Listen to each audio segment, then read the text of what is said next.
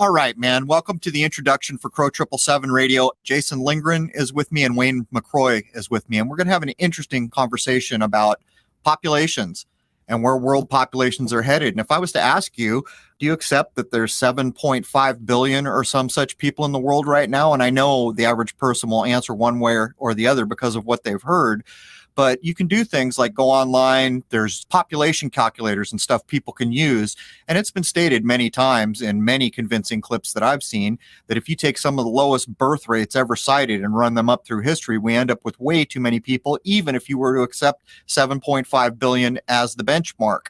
These are difficult things to get at, but what we do is we offer real data to show how long eugenics has been going on in the United States and the world.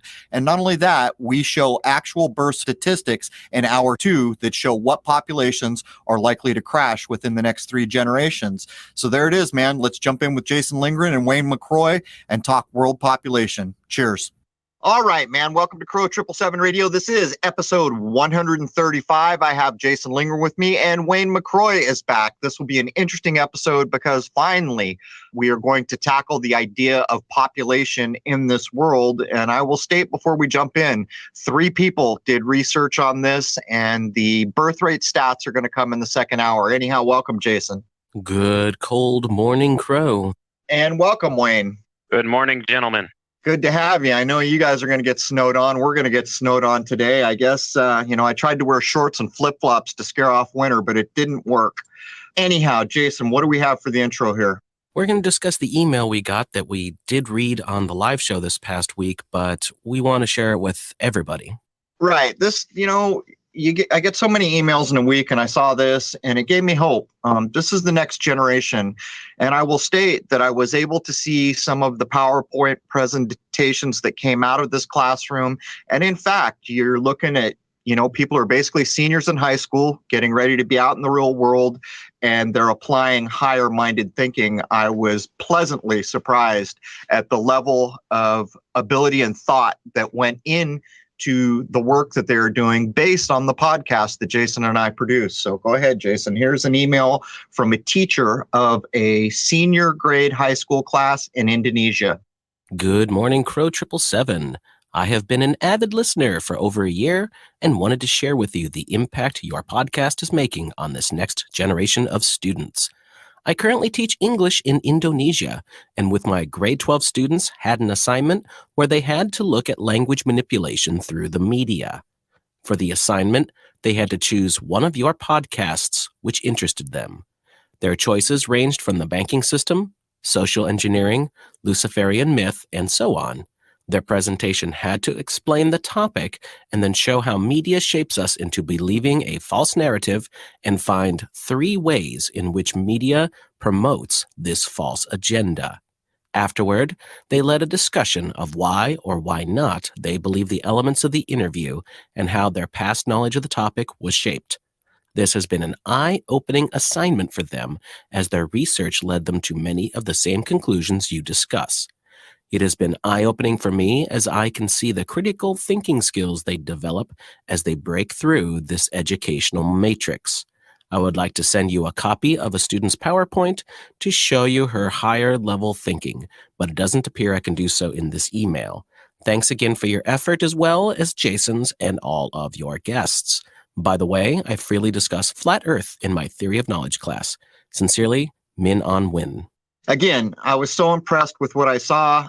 Definitely higher-minded thinking going on. So I would like to give a shout out, and I hope I get the pronunciation right here, to Cita Hati High School in Indonesia. Cheers to all you students. I'm very impressed with what I was able to see from the presentations that you put together. But go ahead, Jason. In a follow-up email from them, there are 16 students in my class.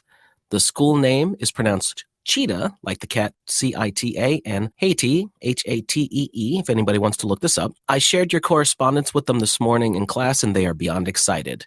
They asked if they can analyze another podcast. By the way, all this discussion began when I introduced to them how they have been subjugated to the Prussian education system, and when they found out how that system was designed to create factory workers and soldiers, they truly began questioning the methodology of the education system. Let me know if you are interested in making a trip out here. Maybe we can arrange for you to come as a guest speaker. I wish I could. Looks like a beautiful place. I did look up the high school online, very close to the ocean, all the things that I love. But unfortunately, I've got responsibilities here I can't walk from. So, Min, I want to thank you again. And to all your students, cheers, man. You guys are doing a heck of a good job. All right. So I don't think any of us did any shows this past week. I think we're ready to get into this with Wayne. So, Wayne, we're going to start off with Thomas Robert Malthus, Fellow of the Royal Society, an English cleric, scholar, and economist, and he wrote in his 1798 book an essay on the principle of population. In the book, Malthus correlates that abundance of resources results in increased population growth rather than maintaining a high standard of living. He theorized that the increase in population would lead to an increase in poverty, famine, and disease, and would set the precedent for later generations to adopt policies of population reduction. This is where the term Malthusian comes from. Later policymakers would formulate plans to create artificial scarcity as an answer to the problem of abundance leading to greater population and a lower standard of living. So artificial scarcity, let me count the ways. But hey, Wayne, jump in, man. This is where you're going to shine. All right. Well, you could see clearly just from this little bit of information that we just presented that this is exactly where the whole population scare comes from. This is the origins of it. This guy is the one that laid out these principles that later on the social controllers would utilize to try to push their agendas through. And it could be demonstrated, I think, pretty clearly that the whole farce of the population being too large for the earth to handle could be demonstrated. And also we could show just by this planning from Malthus that their answer to this problem is to create scarcity. So this whole scarcity premise is an artificial premise. And that's kind of where we go from there. So I think we should look at how Malthus proposed that they do this, how they set up this whole population agenda and scarcity agenda. Well, it's counterintuitive as well. You know, if there was truly a population problem and you're going to create scarcity, then immediately big problems are going to come to bear. But we've stated this a lot of times. And just as we get into the population myth, what I call the population myth idea here, we'll state a few things that are pretty obvious on the face of it.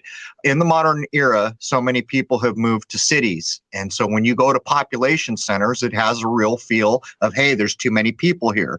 When I'm in San Diego, it feels like that all day long. There is a boatload of people jammed into that city. But if I am to fly from Rhode Island to San Diego, I would say almost 90% of my flight time will be over unpopulated areas. And I think people should consider what this means. But anyhow, go ahead, Jason. Now, correct me if I'm wrong, but in reality, hasn't it played out that, in fact, the higher the standard of living, the fewer children the couples who are having children actually have? Actually, that does sound correct to me, Jason. It's that way that in our modern era, the countries with the higher standard of living do tend to have less children than the other, say, third world countries. And this goes directly along with what Malthus was saying. He says because of the scarcity of resources, the population grows. Like if there's an abundance of resources, the population will grow. But it's growing in the third world countries, not in the places where there are actually a higher standard of living, because there's more population controls being implemented in these higher standard of living countries. This kind of goes along with what Malthus was saying, and you could kind of see the agenda behind it.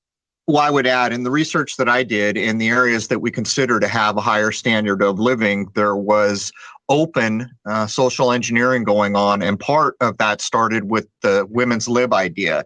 And most people think that's a jab at the idea of women having rights, which it is not, but it is documented. Anyone can look it up, that there was all kinds of social engineering that was going to affect populations. Part of it was they wanted to get women on the tax rolls. Back before women's lib, not as many women were in the workforce as men. And they surmised that if they could get more women on the tax rolls, then women would wait longer to have children. Up into their 30s was the goal of the time, which pretty much worked in spades. When I was young in the 60s, I forget what it was, 2.5 or 3.5 children And if you logically think of what that means, so you have a husband and a wife and they have one child. The reason I'm going down this road is because there's all these ways they try to break down population, and it gets so complex that I took it to the most basic way I could think about it. So man and a woman have one child and one child only. For that segment that we're looking at, population has been reduced by half. Replacement would be one man, one woman having two children.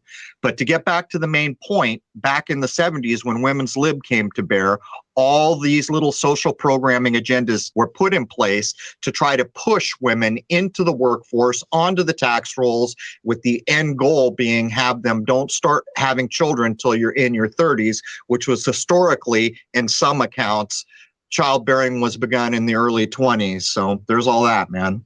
All right, so the Malthusian theory of population. Malthus proposed two checks on population, positive and preventative. Positive checks are natural forces that correct imbalances between food supply and population growth, such as natural disasters and man-made actions, such as wars and famines. Preventative checks, Malthus suggested using preventative measures to control population growth, such as family planning, late marriages, and celibacy. And with this, the social engineering agenda was born.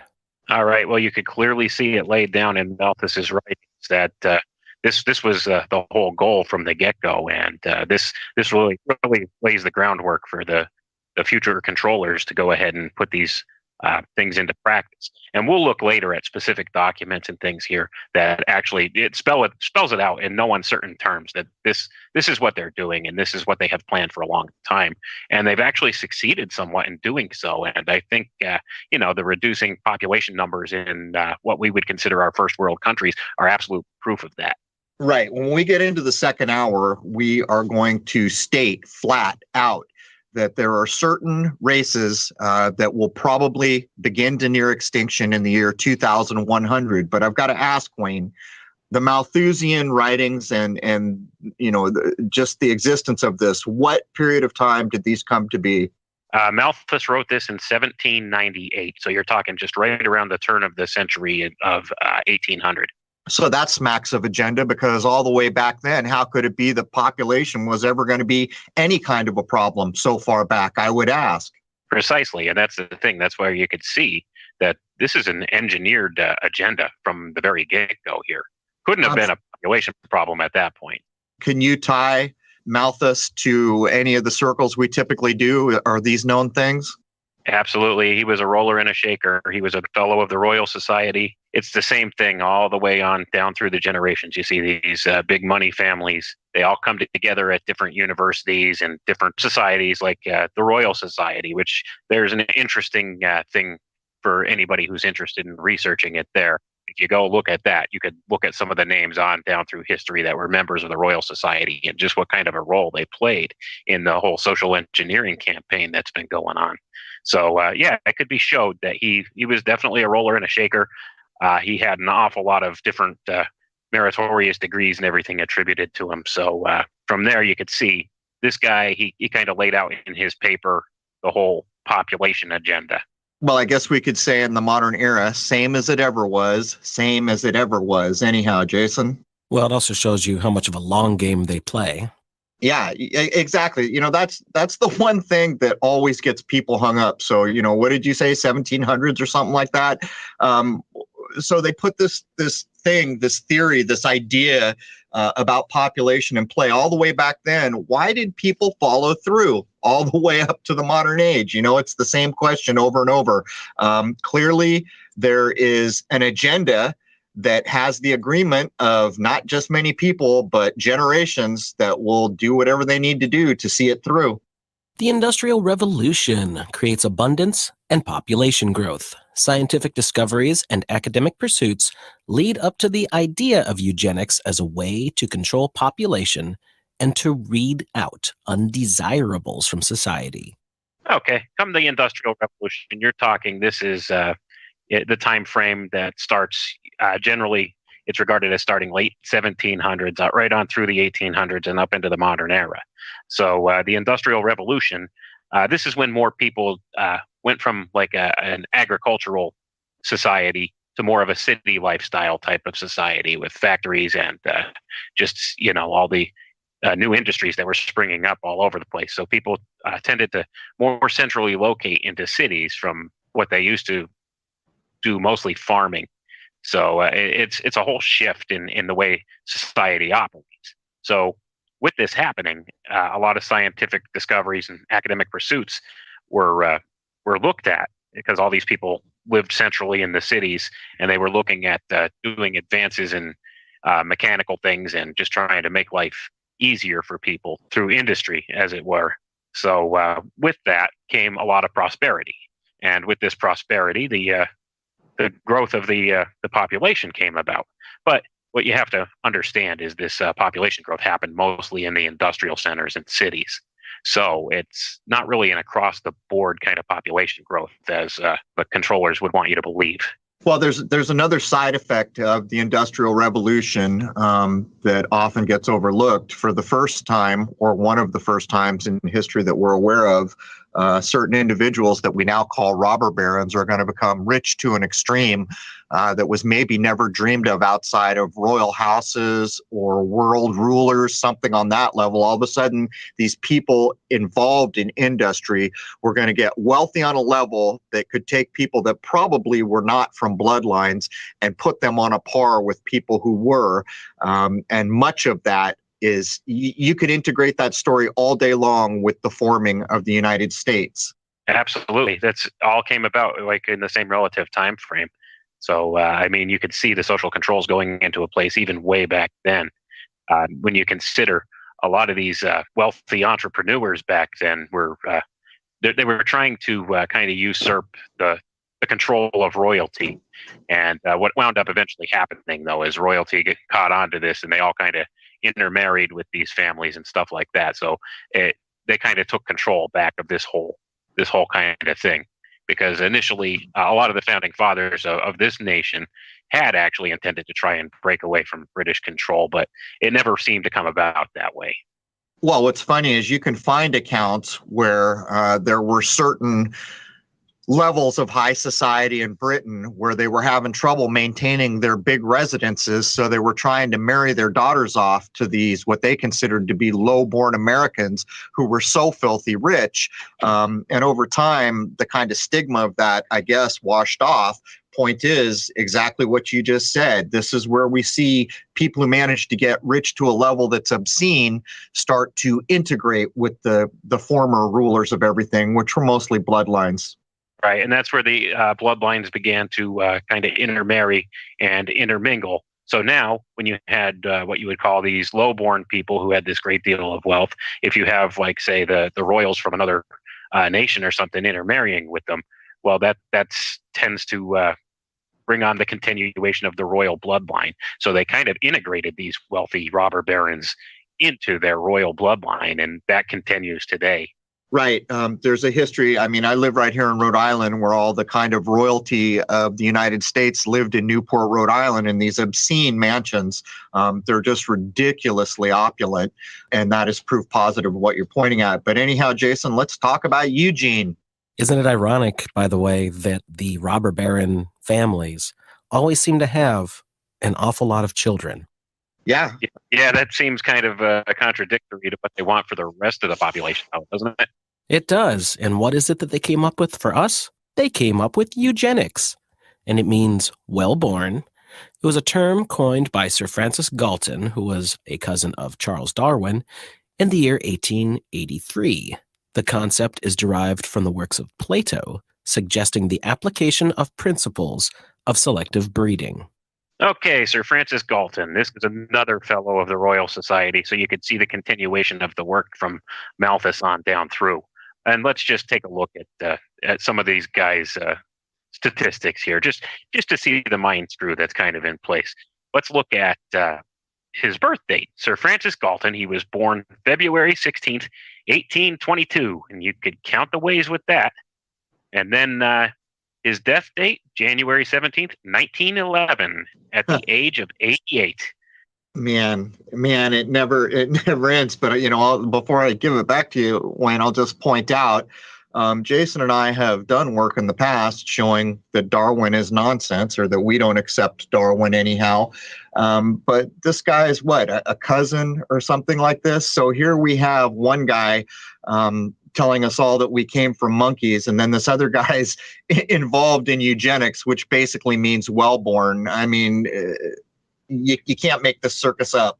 No, you sure can't. And that's the whole thing in a nutshell right there. You could clearly see how the agenda is just pushed down through these specific family lines and stuff like that, right on down through the ages. So let's talk a little bit more about Sir Francis Galton. This gentleman, he also studied what's called psychometrics and differential psychology.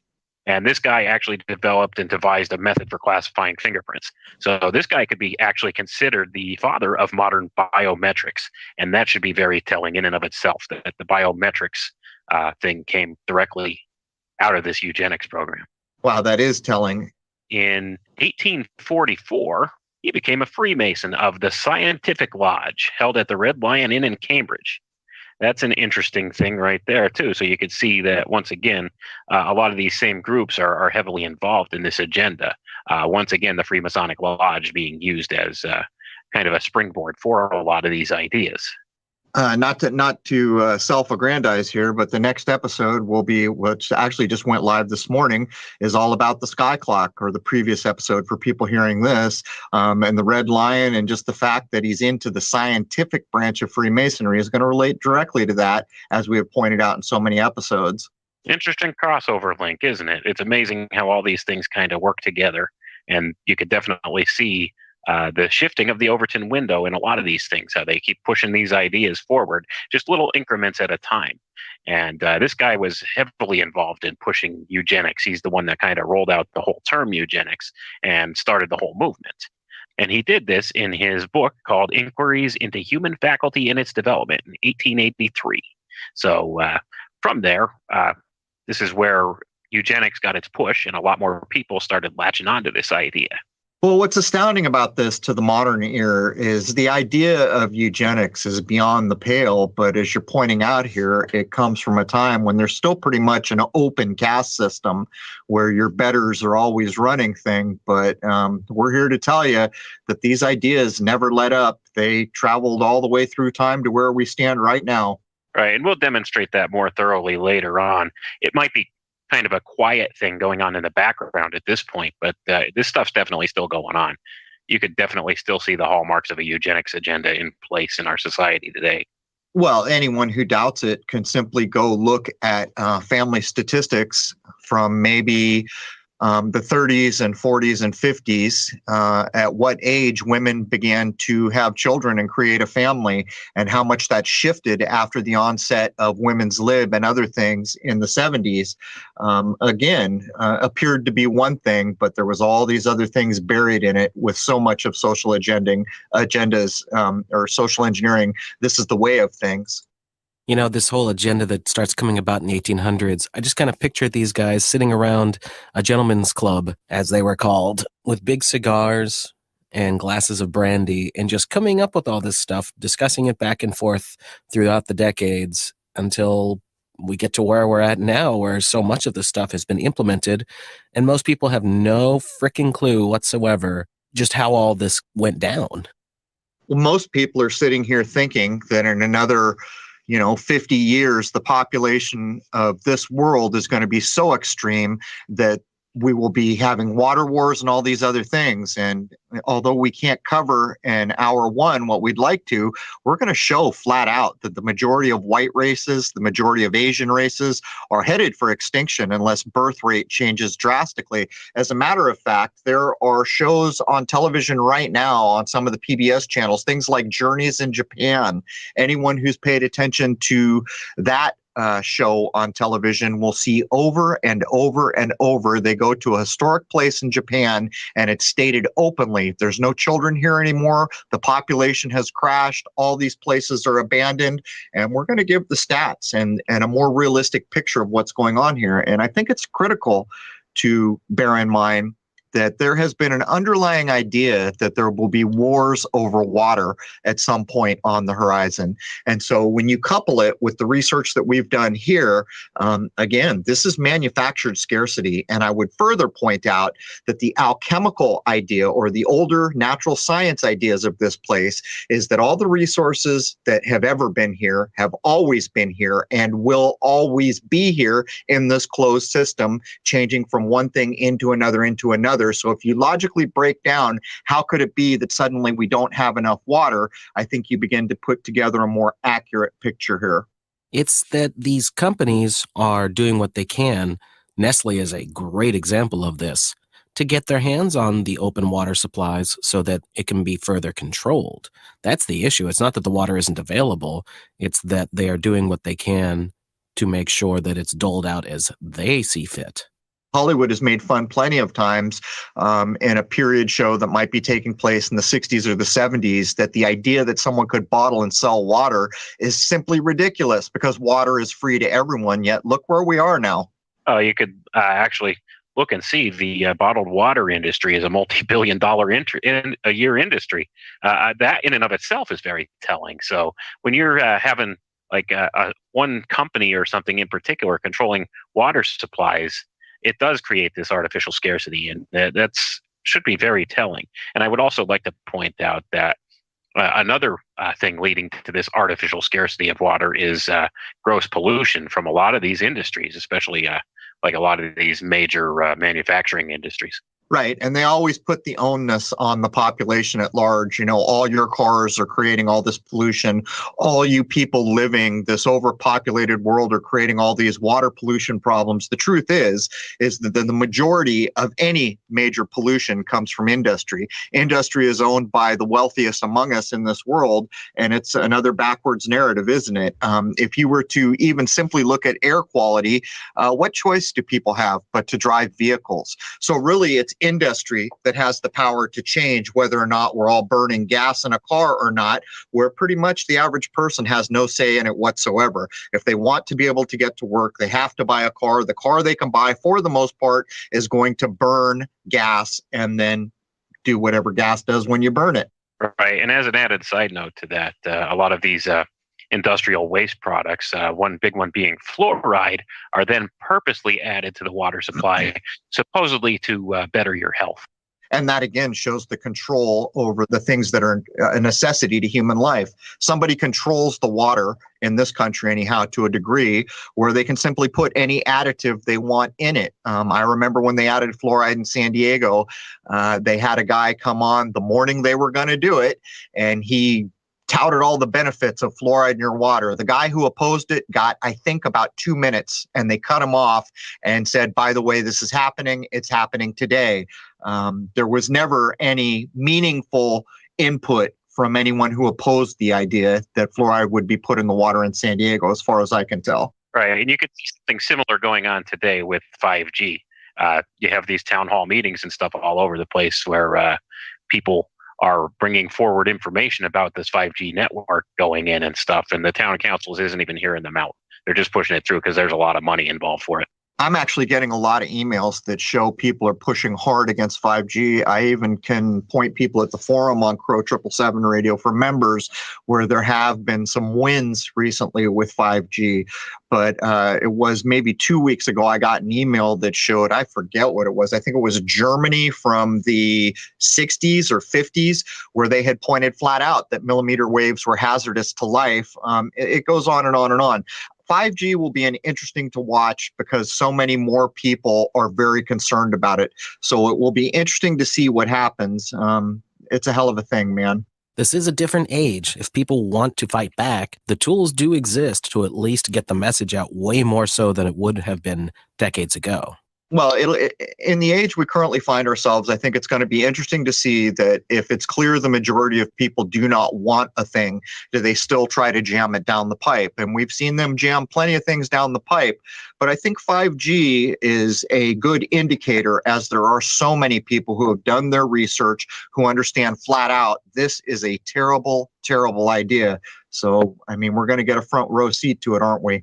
Unfortunately, yes, we are. And it just goes to show that they're going ahead and pushing forward the agenda, whether the people want it or not. So, as a population, I think we need to start standing up and making these people accountable for the things that they're doing.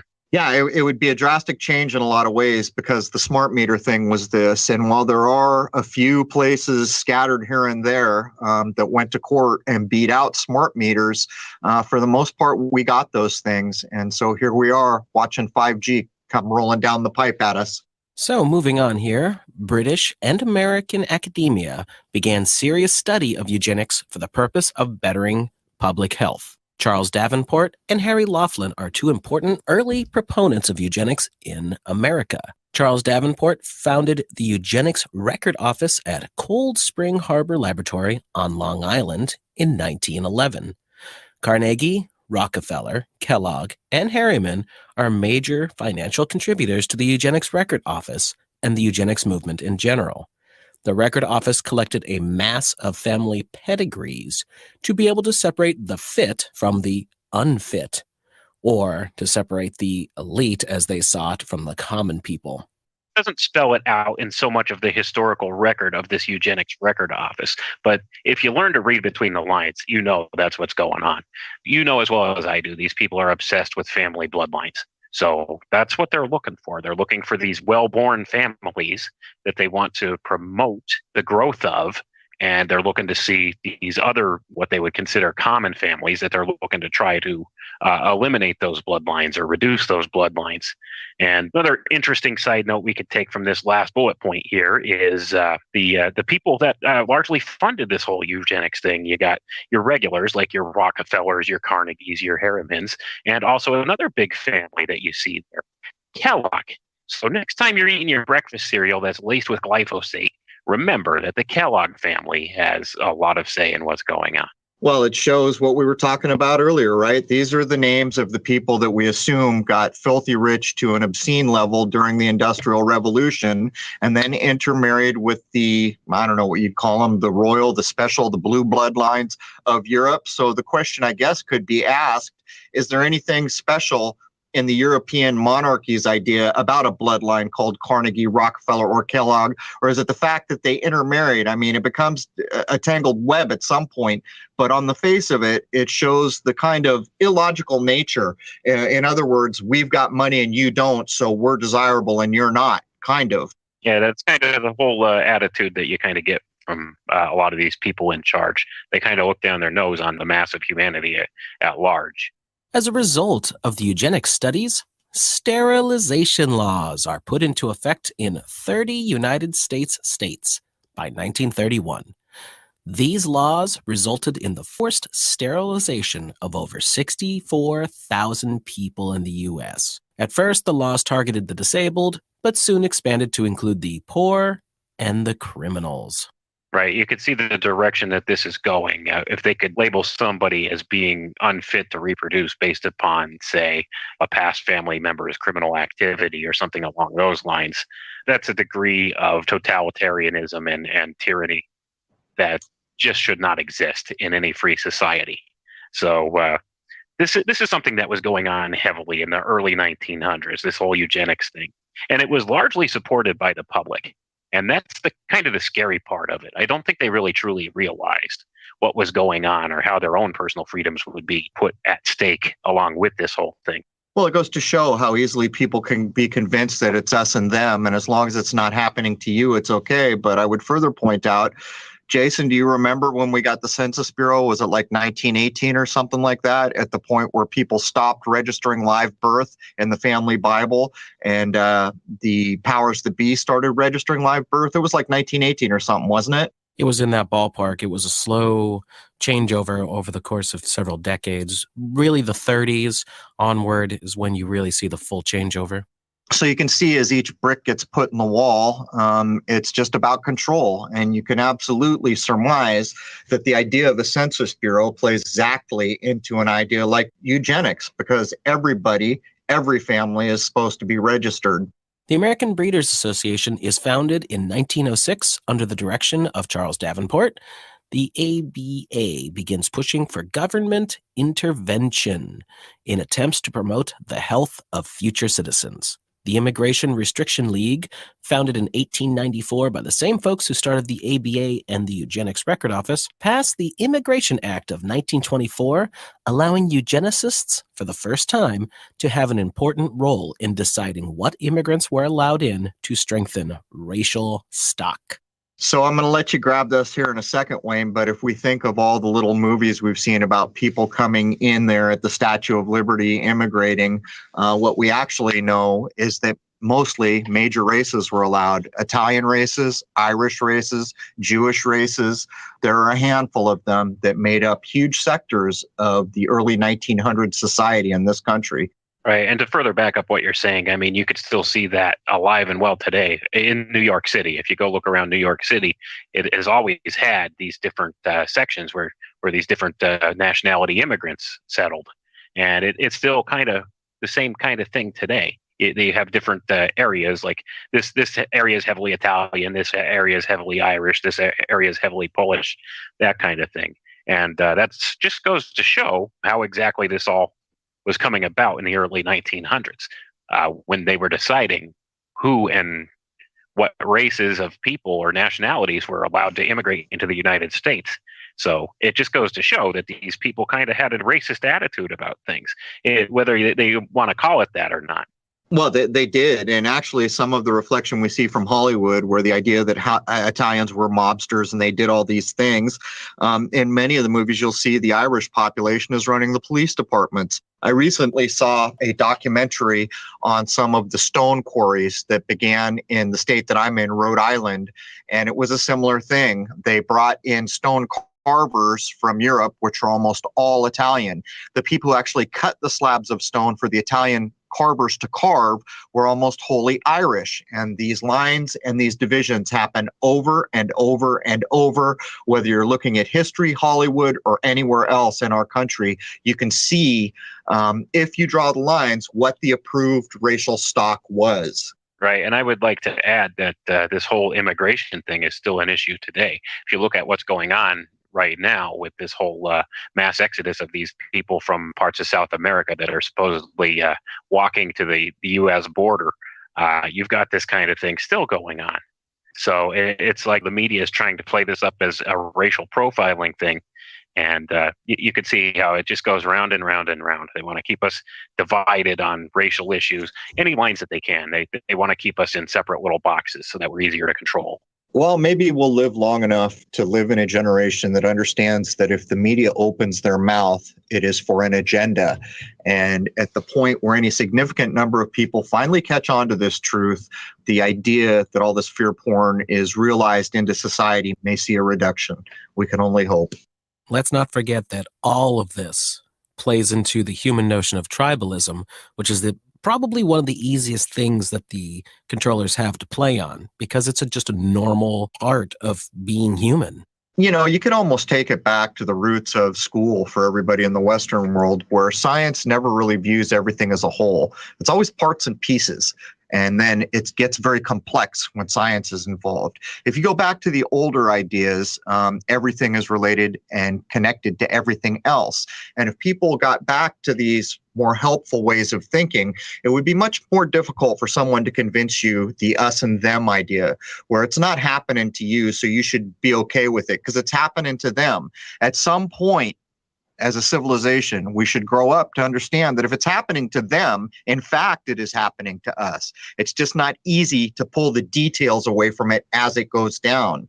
The big thing people don't realize is that even if you have some money, you're still not in the big club.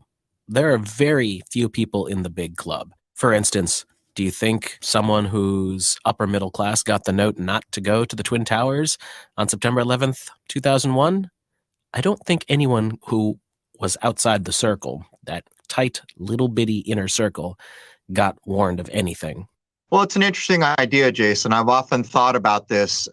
If you imagine that the idea of the American dream, or at least the old idea of the American dream, was that if you worked hard enough and you did all this, that, and the other thing, you could become a millionaire, a multimillionaire. And I would ask the question now, was that ever really the case? To become extremely wealthy, do you have to be approved by the powers that be? I don't think there's any easy way to demonstrate that, but I think the question needs to be asked. I mean, is it possible that people become millionaires, but if you were ever going to become a billionaire, you'd have to be approved into the club. I know The Simpsons made fun of it at one point where Mr. Burns lost $1 or something and he quit being a billionaire and became a millionaire, and they picked him up and threw him over the fence to be with those poor millionaires. I think if you're really into a business that matters and you're really racking up the dough, you probably start getting watched and eventually approached, I would think. Because how many businesses are really ever going to get to the point where they're making billions of dollars for one person or a small group of people? Well, for some reason, all the businesses that end up mattering get bought out. YouTube's a prime example, right? What was it, 2006? I'm just guessing. I think that's in the neighborhood. It was bought at the time for an astounding number. I think it was like $1.6 billion or $1.3 billion. How did anyone know? How did anyone know to buy that? And there are plenty of examples from PayPal to eBay to Amazon to any of these things. It just seems like the industries that spring up that end up mattering are either owned by people that are in like Flynn, or they're bought up by people that are in like Flynn. And again, these are very difficult things to demonstrate on a approvable level of any kind. Well, I think what you just nailed there was people do come up with innovative ideas, but they're not going to be allowed to have independent control over them. If it's something that is truly new and unique and going in the direction that technology is going, whomever is going to swoop in and do what they need to do to take control of that particular sector. Well, I think YouTube, anyone who wants to look at the history of YouTube is a prime example. So at the time that it was bought for $1 billion, whatever it was, $1.6 billion, I'm just guessing it was over $1 billion, I'm reasonably sure. There was no profit really there. And yet one of the largest buyouts at the time was occurring, because clearly someone could see what was coming down the line. I don't know how many years it took before ad revenue and all these other things came into the picture where they began to see a profit. But at the time, what it meant was you were going to be running servers for a worldwide population to upload video. And even to this day, if I want to upload video to my own server, I can't cover the cost. So you can see the kind of nature of what's gone on. And this is replicatable over so many of the big, particularly tech industries that we see in the modern era. All right, moving forward. Because class status designated some more fit than others, eugenicists treated upper and lower class women differently. Upper and middle class women were encouraged to bear more children and become more family-minded to better the race. Since poverty was associated with prostitution and mental idiocy, lower-class women were the first to be deemed unfit and promiscuous and forced to be sterilized by compulsory sterilization laws. Clearly see this whole eugenics thing began moving forward. Now, most of this took place in the early part of the 1900s, right on up until World War II. So this is what was going on. It's largely undiscussed at this point. It's kind of taken the back burner in the history books. Like, they don't tend to teach people these things, but this stuff was what was going on. Wayne, do you feel like this was done openly at the time, even though we've kind of, it's been brushed under the rug at this point for the modern era? At the time, was this an openly shown thing? Yeah, this was in the early part of the 1900s an openly shown thing, and a lot of the public, actually, the more higher educated public, were on board for this kind of thing. It was a different kind of society back then. They thought that this was in the best interests of science and advancement. And they could see like how this was actually a thing. They thought this was the way to go forward. But after the atrocities of World War II, eugenics that's when it really got the bad rap that it has. Oh, good point. Because then there was other programming that was going to take front and center where it made things like this. You couldn't do them in the open, right? Because they were pointing at basically a huge eugenics idea that had happened in Germany. I take umbrage all day long with the historical accounts of that, but we'll leave it lay for now. It's interesting to note that even to this day, as you guys were just getting on, the history of eugenics in America, which really spearheaded a lot of this stuff, it's pretty much never mentioned ever in any circles except for the kind of things that we're doing right now. Right. And that's the other thing that people don't realize as well, is there's a lot of different movements and stuff that came about directly from the eugenics movement. The feminist movement being one of those things. Another one is environmentalism. And I could encourage anybody to go look up. There's a paper that I found. It's an academic paper. I think it was written in 2013. I can't remember the author's name, but the title of this paper was called "Culling the Herd." It equates how the eugenics movement directly correlates to the rise of the environmentalist movement between 1900 and 1940. So there's an interesting crossover there too. So you could see what this whole environmentalist movement, how it's kind of just something that came about from eugenics as well. So you can see how this has been co-opted as well. Well, in the episodes we did that covered Tavistock, there was a direct line drawn to the environmental movement, and it was basically shocking, the research that I did around that. And it's not really arguable. It's been claimed openly, but that's, I've mentioned women's lib a couple of times here. That's the feminist movement. And so many, it's such a hot trigger word. People think you're downing either being male or being female. That's not the point here.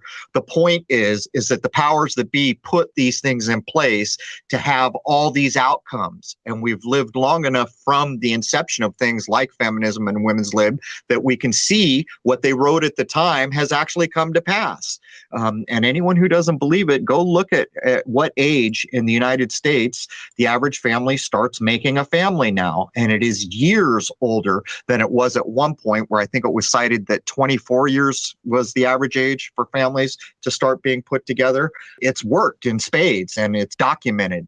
All right, so let's make it really clear if you're not familiar with eugenics, especially when it comes to the United States. Laws were on the books for a long time, the first half of the 20th century predominantly, here in the United States, that actually set the example for other countries in regards to eugenics and sterilization laws. It is clearly stated that Adolf Hitler got his ideas from the United States. And the first one is in 1907. Influenced by the building eugenics movement, Indiana becomes the first state in the United States to adopt a law authorizing the sterilization of institutionalized persons thought to be unfit to reproduce. Governor J. Frank Hanley signed the law, but Hanley's successor, thankfully, Governor Thomas R. Marshall, blocked its use. So this guy had a little more sense, at least. In 1921, the Indiana Supreme Court found the law unconstitutional, but other laws got put into place later as well. So it went back and forth. So obviously some people had more morals and ethics than others. And what I'm about to read here is the 1907 law. Okay.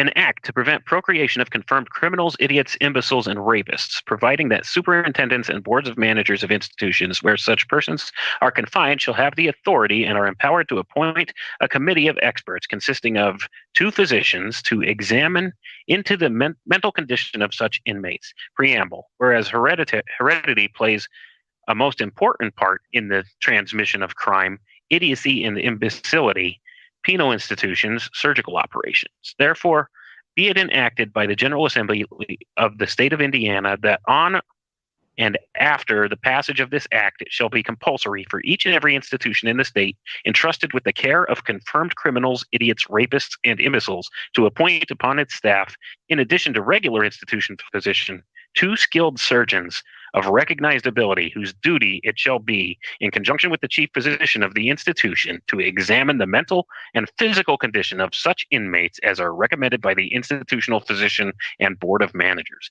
If, in the judgment of this committee of experts and the board of managers, procreation is inadvisable and there is no probability of improvement of mental condition of the inmate, it shall be lawful for the surgeons to perform such operation for the prevention of procreation as shall be decided safest and most effective.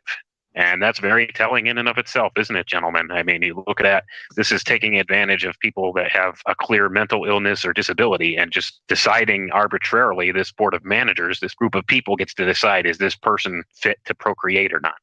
Unreal. And I guess I would have to ask, Wayne, this was on your side of the research. How much do you feel this has crept up into the modern penal system? I mean, we're aware that in the United States, the entire penal system is now corporatized for profit. And not only is it corporatized for profit, it seems to be extremely heavily involved with certain races that make up a fraction of the overall population. Right. And I would tend to say that, this stuff's still going on today.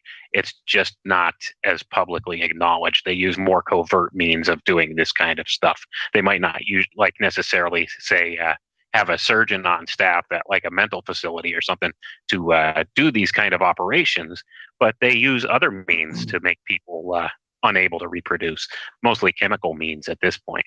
Well, I mean, on the face of it, you could surmise that, I mean, there used to be all this hoopla about people being jailed for marijuana in places like Texas when other places had gone to legalize it. So, I mean, it doesn't take a genius to understand that if a person was put in jail for something like marijuana, guess what? They're not creating a family as long as they're behind bars. So even just the simple act of incarcerating someone would have the desired effect of pushing a possible beginning of a family up into later years, which was one of the main agendas from the get-go. Precisely. All right, man. That brings us to the top of the first hour for episode 134. There is a ton of research we couldn't touch with a 10-foot pole in hour 2. I will remind everybody that the full show is posted for members for basically the cost of a cup of coffee at crow777radio.com. Hope to see you all there. Jason, anything you want to add before we call it? I hope more and more people are realizing just how much the censorship is clamping down on us. It's not a joke when we say we can't put this in hour 1. People are literally, not just us, being attacked and shut down over discussing certain kinds of information. And of course, it's the kind of information that you find us dealing with week after week. What's the most upsetting about it is we're not trying to harm anyone. We're doing research, and we're even stating or citing in most cases where we did our research, inviting people to go out and look. So in essence, if we get shut down for talking about a thing, it's almost like they've taken a book off the library shelf, because basically we're researching this stuff. But at the end of the day, join us all in the free speech zone over at crow777radio.com. That will bring hour 1 of episode 134 to a close. Hope to see you all over at the place where we can actually speak. There it is, man. Cheers.